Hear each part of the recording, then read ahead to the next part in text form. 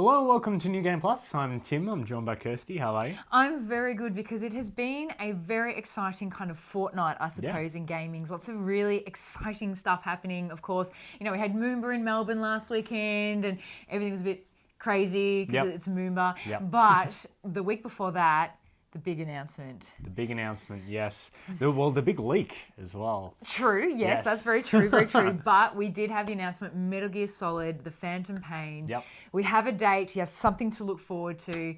And man, the internet just went into meltdown. It was actually really funny to see how people reacted to this. Yeah, especially when IGN they put a lot of work and effort into producing this exclusive release with the interview and everything, and then it just gets leaked beforehand on NeoGAF. It was like, how?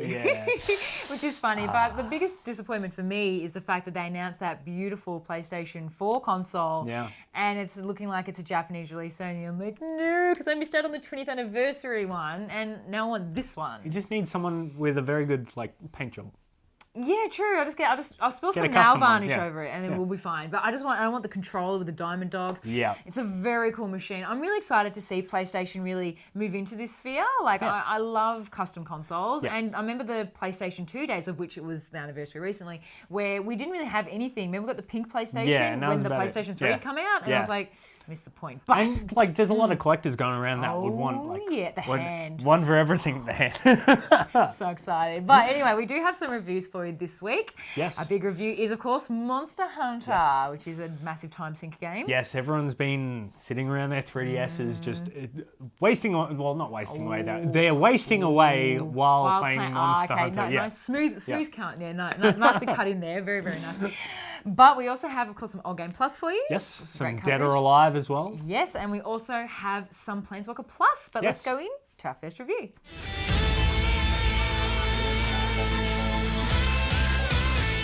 Now, Dead or Alive Last Round has recently hit our shores, and I guess what's the big difference between Dead or Alive Last Round and Ultimate is the big question. The answer is the fact that there are next-gen consoles to sell things to, and so that's why Last Round exists. That's very cynical, but at the same time it's pretty true. Whereas Ultimate introduced brand new mechanics, there were new stun states and things like that. Dead or Alive Last Round tends to just basically be the complete collection. So you get all of the characters of Ultimate, including the DLC characters, the two new characters, Honoka and Raido. And so they've added all of the content in one. You get a lot of the DLC costumes, but the game itself basically follows on the patch notes from the previous game, in the same way that Ultra Street Fighter 4 being on PS4 will follow on the same patch notes from 3.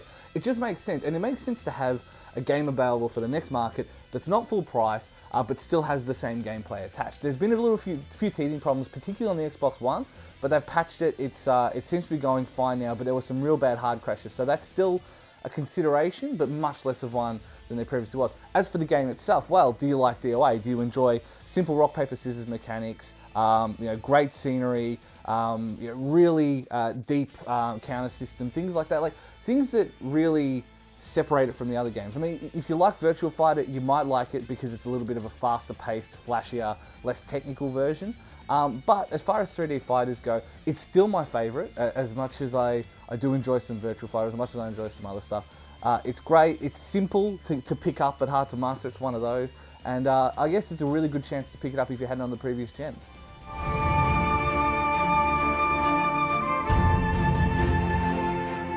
So for those of us who have not yet jumped onto the next generation bandwagon, we can still play an Assassin's Creed. Yeah, I think that's important because with Assassin's Creed Unity coming out on Xbox One and PS4, the gap was obviously there for PS3 and 360. Now, they haven't taken very long to fill that gap with Assassin's Creed Oh no, Rogue. as if we can go without an Assassin's Creed game on all platforms at all times. So Assassin's Creed Rogue, now, I guess to set the kind of scene, it is set in the Americas during the 7-Year War. Yep. Now this places it conveniently close to Assassin's Creed 3. And this actually forms one of the basis of my concerns with the game. Is, to me, this feels like Assassin's Creed 3, The Apology. Yeah, and I think that's always going to be a problem, particularly with something like Assassin's Creed 3, where as not horrible as it was, it just came nowhere near the expectations for it. And they took the Forrest Gumping too far and it had a lot of problems. But Rogue has the chance to address those problems. And let's face it, they proved that if you put sailing combat into an Assassin's Creed game in any meaningful way, people will buy the game. Look at Black Flag. So as long as they've capitalised on that, I think it'll be okay. The other thing they normally capitalise on is generally a pretty handsome protagonist.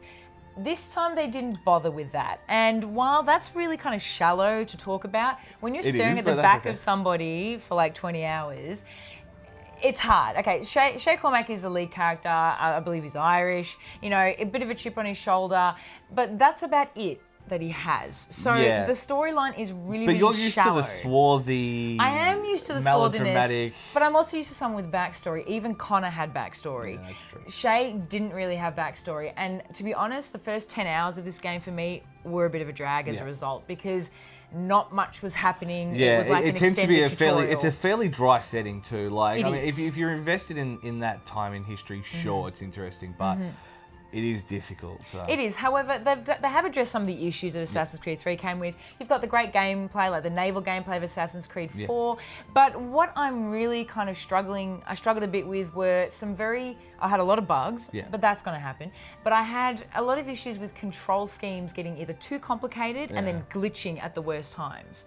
So I had, you know, in naval combat, there were too many options. In normal combat, too many options. And I just lost, I can understand that adds a lot of depth of gameplay, but I got lost and never ended up using half of Not to mention, my, old mate's things. been on his trip getting spices for you for what, 7,800? 78,000 hours, one of my little naval men. Yeah. So again, they've brought back a bit of the Monteriggioni, you know, upkeep cities, earn cash, send out your little minions on missions. So that's really good. But again, So if I can compare it like this, number 2 obviously introduced the story. So Brotherhood then took that story and said, here's all the gameplay additions. Is that basically Rogue? essentially yes, but a lot of it struggles to fit together. Whereas Brotherhood had Ezio, had that kind of dramatic storyline going. This one didn't necessarily have that until much later in the game when it did get interesting. But then all the Assassin's Creed 3 references kept coming in and I got really, really confused. Okay, so yes or no? That's the big one. Maybe, but with Unity, it's very hard to compete.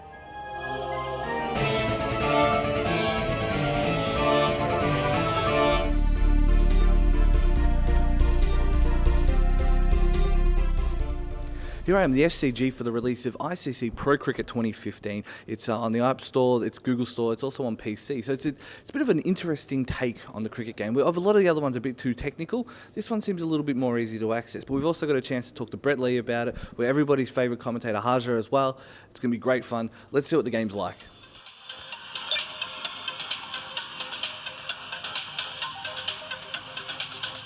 Now I have the pleasure of being joined by Harsha, who's come all the way from India to join us here for the ICC Cricket World Cup 2015 release. How does it feel to be over here representing a game from the home country? I know. I keep coming to Australia all the time. Like a bad penny, I keep turning up. But this time for something very unique, which is, I keep saying that there's cricketers who play on the ground, but the population of people who are not cricketers is so much larger. Yeah. And this is the only time a geek can get into a game with Brett Lee and say, "Mate, I'm better than you."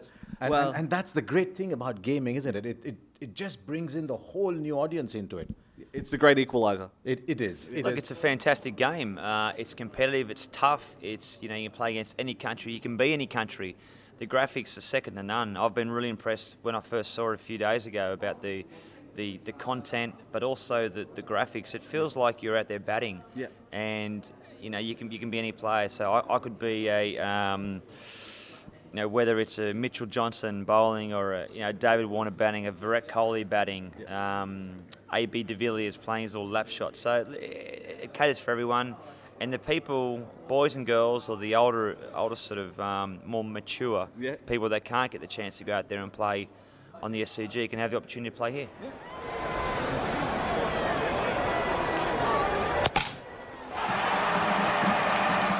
I guess that's the thing. There has been a lot of not great cricket games in the past, either too technical or just not engaging. Was that something that you guys approached to keep in mind, to kind of engage everybody in the game?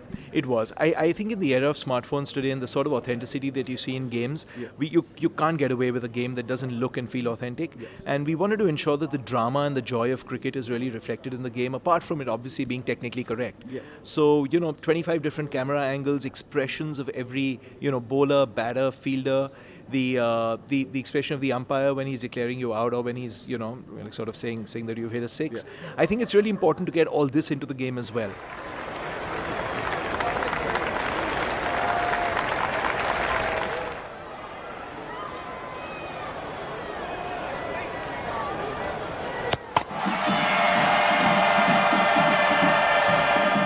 there we have it. ICC Procrit 2015. It looks like it's going to be a pretty fun game. Nice and simple without being too over the top and too crazy. I think that was one of the big things with some of the other cricket games. They just get a little bit too complicated for their own good, and then people start compressing the singularity. So it doesn't look like that's going to happen this time. It's on the iPhone, the Google Store. It's also on PC, so you can check it out, have a bit of a play, and see how you go.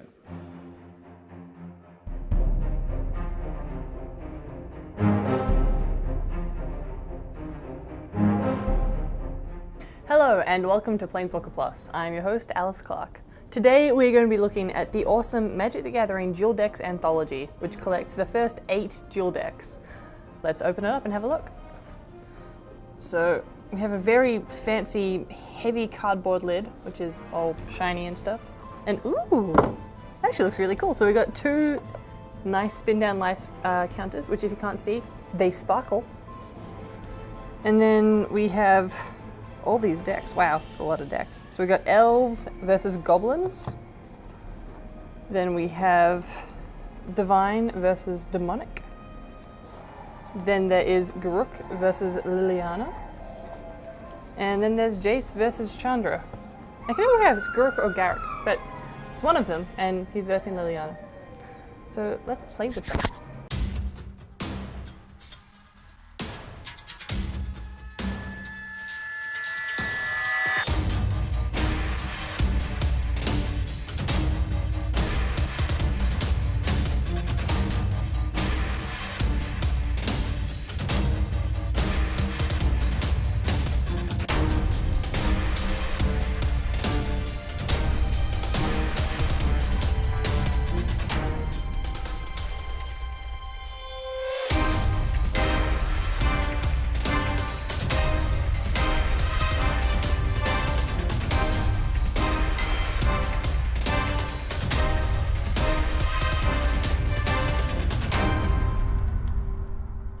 Well, that was a lot of fun. It really showed why Duel Decks are my favorite format of Magic.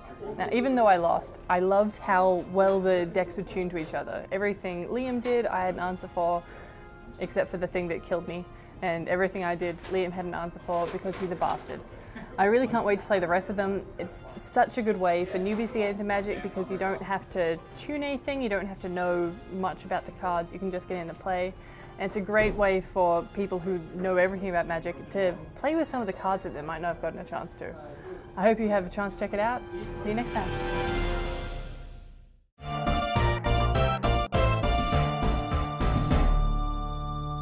Welcome to Old Game Plus, and today we're looking at the Sony PlayStation 1. It's the 20th anniversary of the console, which originally started as a project with Nintendo and Philips to develop a CD add-on for the SNES. And how did we end up with the PlayStation? So yeah, they had a contract to develop that for the SNES, and that's because Sony made an awesome sound chip for some of their cartridges at the time, and Nintendo approached them and said, yes, can you make a CD-based system? So they developed it. It was almost about to release, and then Nintendo read the contract and realized that Sony would be getting most of the royalties from any games sold for that system. So they tore up the contract, said no. Sony took it to Sega. Sega said, what do you know about making consoles? No. So despite them both, Sony came out with this. PlayStation 1. The original PlayStation 1. And that is a baby version. The last version of the PlayStation 1. Selling 155 million units, outdid both Nintendo and Sega. Yes, well done to Sega for turning that down. Also had a pretty good little controller in the it looks a little bit like a SNES controller if you have a look at it, but that evolved to this thing. Yeah, to the DualShock, which is a very nice. I always like this. The two sticks open up different types of games and everything. It was good. But let's talk games. Part of the reason why the PlayStation did so well is the games are a bit grown up. So Sony did some market research and thought everyone grew up with as kids on Nintendo and Sega. We're going to grab them as they turn adult onto our system. So we had and Resident they Evil, did. Yes, Resident Evil, Silent Hill, Gran Turismo, which was a racing game, but not really. It was mostly about tweaking your car. It was very enthusiast So more sort of minded. simulation rather than arcade racer. And Metal Gear Solid. Yeah. attitude as well. Crash Bandicoot and Abe games had a lot of attitude. Yep. So they were going for a different market. They built the thing from day one to be able to do 3D because they knew that's where things were going. And CD-based medium, which ushered in the future of the games. 3D and a disc-based medium is the standard for consoles since this time. And you could use it as a CD player, just like you could use a PS2 as a DVD player and the PS3 as a Blu-ray. They started that trend across those three consoles. Yep.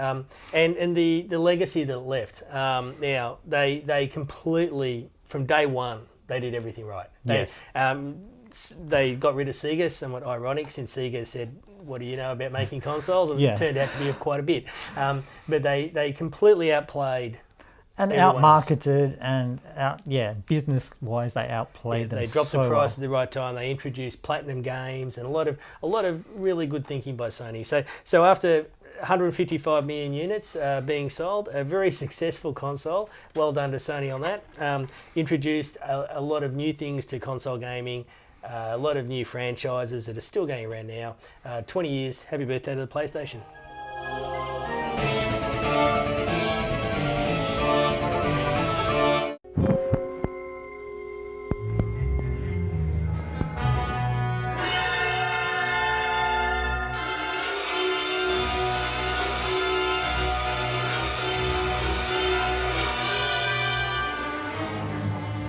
One of General Death's lieutenants is keeping the folder mentioned in your mission briefing at our base of operations. This folder contains the location of Death's compound. Could be our last chance, Blazkowicz.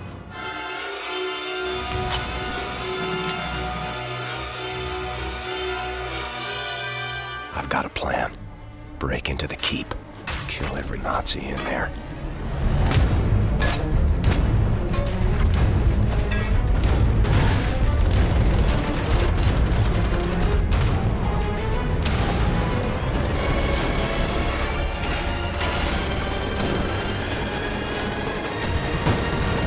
How many goddamn Nazis are there in this world?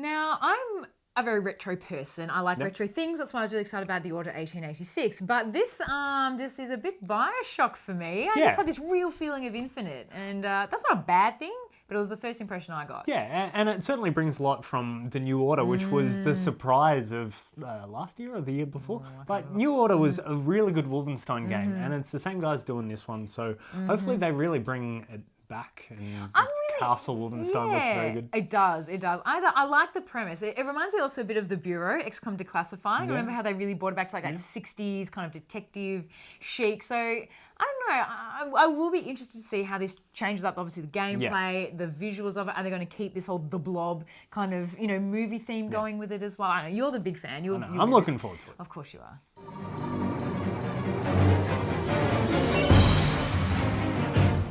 Okay, folks, it's time to sharpen your blades. It's time to load your bowguns because it is hunting season. With Monster Hunter 4 Ultima for the Nintendo 3DS, and Matt, you have just fallen deeply for this game, haven't you? My friend, it is a deep labyrinth and it is absolutely scary. I can't get myself out of it. It is the latest action epic by Capcom, and my god, is it glorious. Epic is very much the operative word here. It is a game that has a lot of content and requires even more time, but we'll get to that later. Matt, do you want to explain to the audience what the basic premise of Monster Hunter is? Okay, so basically what you do is you start off with very simple weaponry, you fight bigger monsters, take the parts of them that you've hunted to create bigger armor, bigger weapons, much more stronger weapons, and you use those to hit bigger monsters. So that you can get bigger weapons, so that you can hit bigger monsters, so you can get bigger weapons, and thus you get to see the loop here. And while it may seem like a very simple and monotonous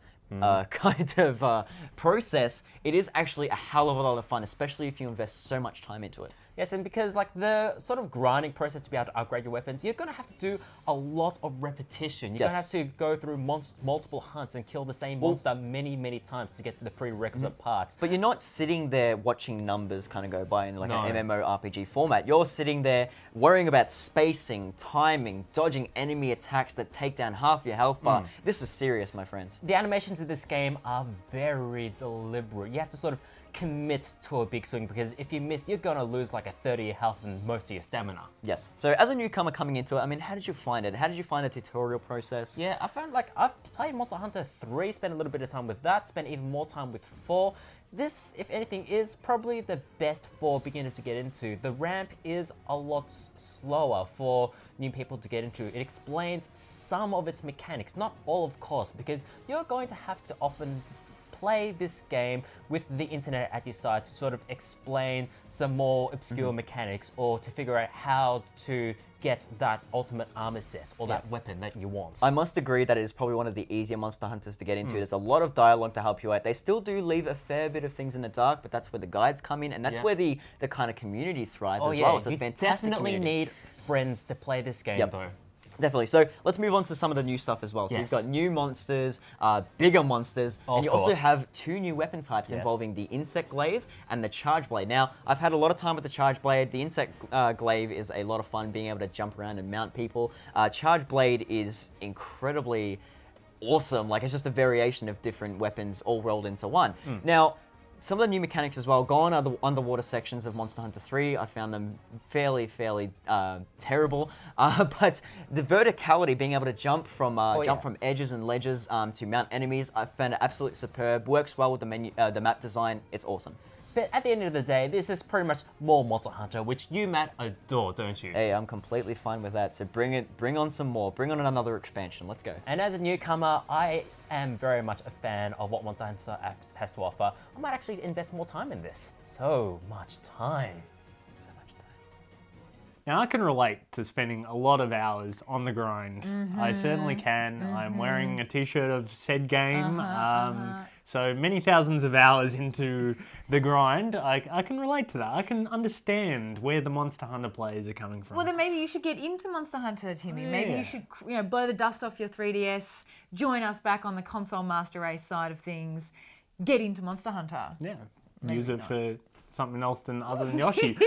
I still love Yoshi. I know. Yoshi's a great game, but look, the thing, we talked about this in previous weeks, just the hype surrounding this game actually does blow me away. And well, we don't have the hype here in Australia quite as intensely as in Japan. We're seeing a really growing community. Yeah, and it's certainly one of those games that really brings, certainly when it wasn't such an online thing, everyone would just come together with their 3DSs and play some Monster Hunter. So it's a good thing to see. Yeah, it is always good fun. And it's just a great fun game. And now that everybody's finished stopping the moon from crashing into the Earth, now the Monster Hunters can shine through because, I mean, once Majora's Mask is done, there's not another 1,000 hours to put into the game. Yeah, so that's where Monster Hunter comes in. Yeah. See, Nintendo's got it, man. It's okay if Nintendo does it because they've got it. But of course, speaking of maybe not necessarily Nintendo, but of course next week we do have some more coverage coming up for you. Yes. So I'm going to be having a look at Total War Attila. So Rome 2 was probably not the best of releases, so hopefully they do better this time around. Oh, you never know.